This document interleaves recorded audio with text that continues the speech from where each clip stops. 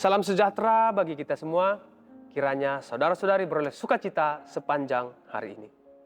Sebelum kita mendengarkan firman Tuhan, kita terlebih dahulu bersatu di dalam doa, kita berdoa. Terima kasih Tuhan untuk hari yang indah ini. Saat ini kami mengingat rayakan Jumat Agung, di mana kasih Tuhan tercurah melalui kematian anak-Mu Yesus Kristus untuk keselamatan kami. Kami mau mendengarkan firman-Mu.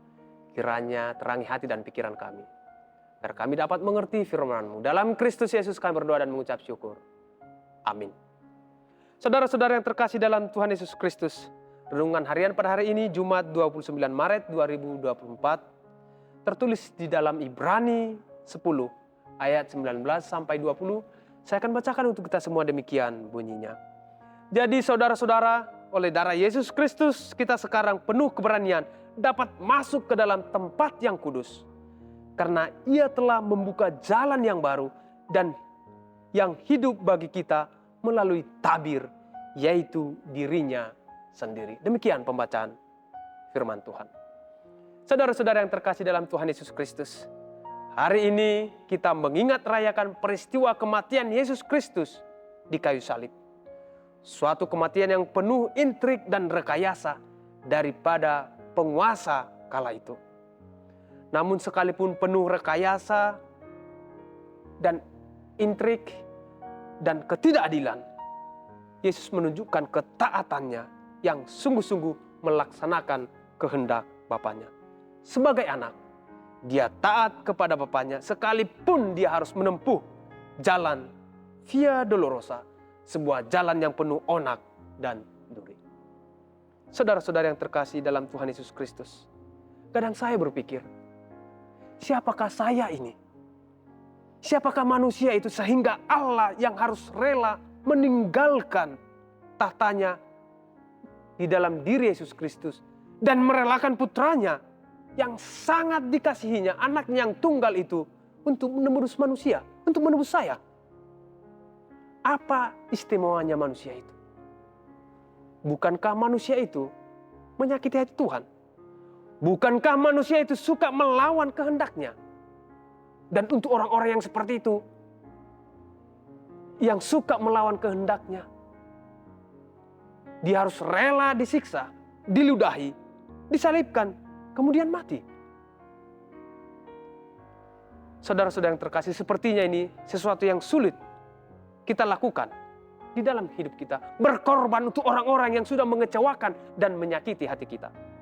Jangankan untuk orang lain, untuk keluarga kita, orang terdekat kita, barangkali kita masih berpikir-pikir untuk berkorban dengan sungguh-sungguh. Jangan-jangan kita mau mengorbankan mereka.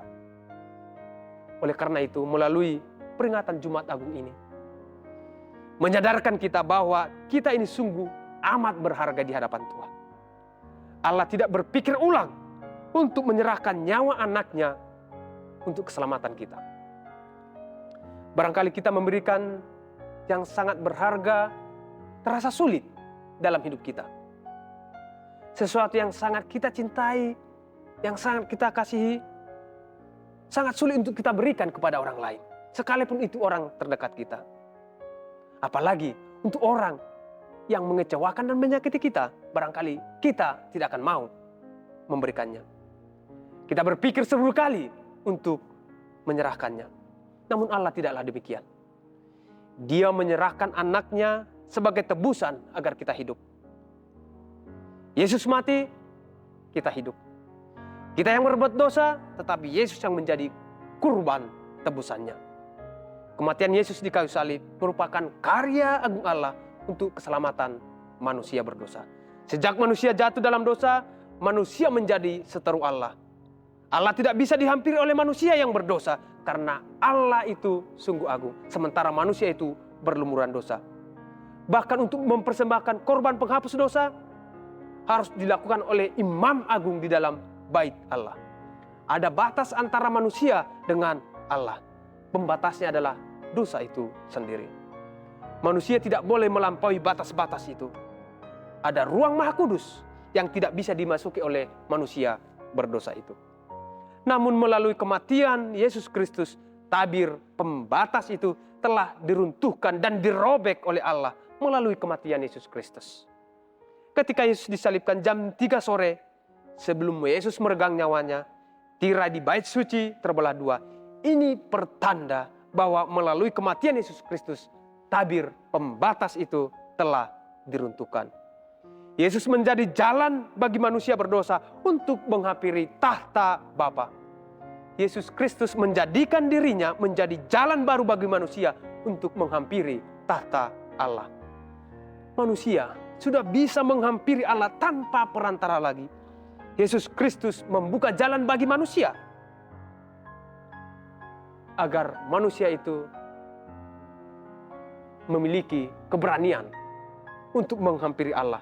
Jalan itu adalah Yesus Kristus sendiri. Tidak ada lagi rasa takut untuk menghampiri Allah, karena kita manusia bukan lagi orang yang terhukum, melainkan orang yang telah tertebus, orang yang telah diselamatkan melalui kasih karunia, melalui Yesus Kristus. Kita memiliki keberanian untuk datang menghampiri Bapa.